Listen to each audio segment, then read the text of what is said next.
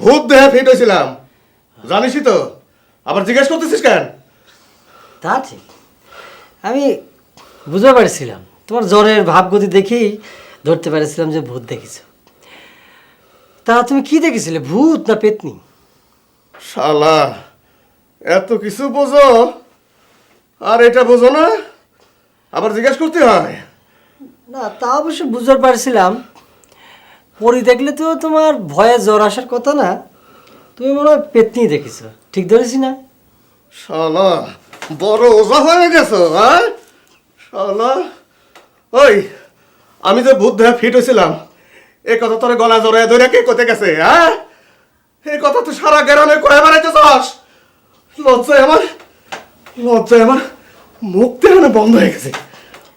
না, ভূত না দেখে তো আর জ্বর আসে না, আর পানি পড়া খাইয়ে তো তোমার জ্বরটা সারলো। সেটা পানি পড়া খাওয়াইছিল, তুই আর সৈটকে মনে করছস আমি কিছু জানি না রে?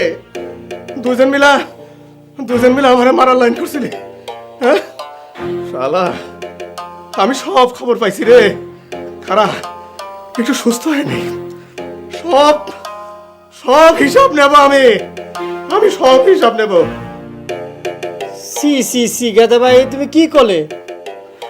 এজন্যই মানুষ কয় উপকার করতে নেই কারো।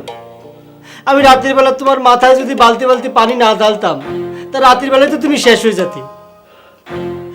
আর তুমি করছো আমি তোমাকে নিয়ে ষড়যন্ত্র করেছি। সি, সব কিছুর হিসাব নেব না কলাম তো। হিসাব নেওয়ার যাই করো, রাত্রির বেলা একলা একলা বাইরে হয়েও না, কথাটা কয়ে দিছি।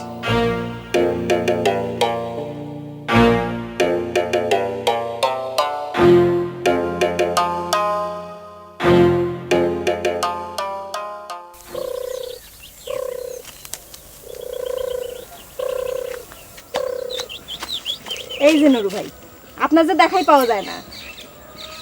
দেখা, হ্যাঁ দেখা তো তোমার লগে মোর মনে মনে নিত্যই হয়, মনে করো। আছো কেমন? দোষ হুদে হুদির কথাটা জিগাইলাম, ভালো যে নাই এত বুঝি। আপনি কনে যাচ্ছেন নুরু ভাই? আপনি কি খুব ব্যস্ত?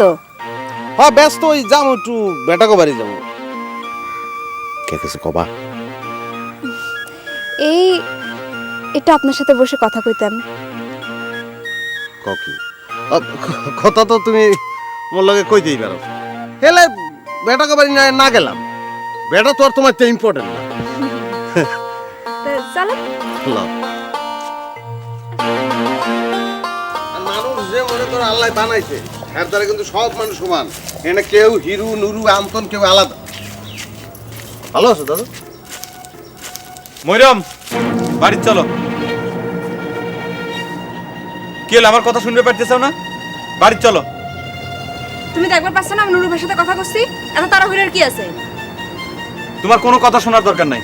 নুরু ভাই, তুমি জেনে যাচ্ছিলে, শুনে দাও।